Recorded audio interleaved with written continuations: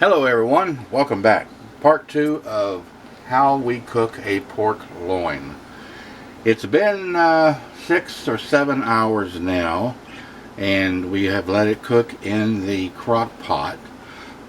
Ideally, if you've got enough time, cook it on low. If you need it a little bit quicker, then you can cook it on the high setting. So let's take a look at what we got here. I have not checked it or done anything. It sure looks like it's done. Now, one thing, if you'll remember, that I mentioned in our first part was not to add any liquid to this recipe. And I think you'll be able to see why. It is just floating in liquid. Part of that is from the juices from the pork loin, and the rest of it must simply be from the sweet potatoes. So what we're going to do, we're going to cut into this to see how it's doing, or what it's like.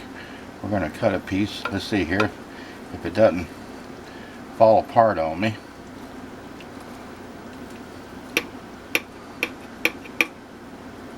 That's the thing about cooking in a crock pot. It will make your meat so tender. Look at that. It's almost like pulled pork.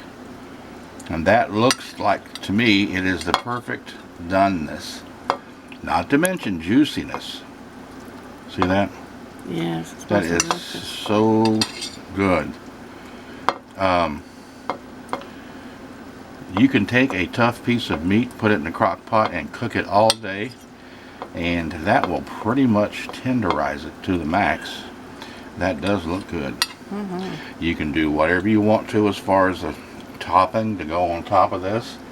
I prefer it just like it is. Some people might like ketchup. I'm going to take a few of these sweet potatoes, put them on the side. This is basically the first time that we have made them quite this way, so I don't my first impression is if these sweet potatoes turn out as good as they look, I'm going to put more in there next time. But anyway, I'm going to move over here where you can get a little better view. That is delicious looking. So remember, I used a pork loin, about 2 to 3 medium-sized sweet potatoes. I covered the sweet potatoes, or I covered the bottom of the pot first with the sweet potatoes. Put a little brown sugar on top of them, and then topped the brown sugar with some pats of butter. I seasoned the pork loin with some seasoning salt. You can use whatever you want. Patted it in, laid it on top of the sweet potatoes, and just let it cook. Didn't worry about it, didn't have to touch it. And look what we got. I sure hope you enjoyed this video, and I hope you'll try it, and if you do, you let us know what you think. If you got a better way, let us know that too, because I'll definitely try that the next time.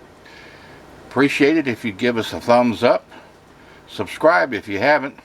And don't forget to share it with your friends. We appreciate you, and we'll catch you on the next video.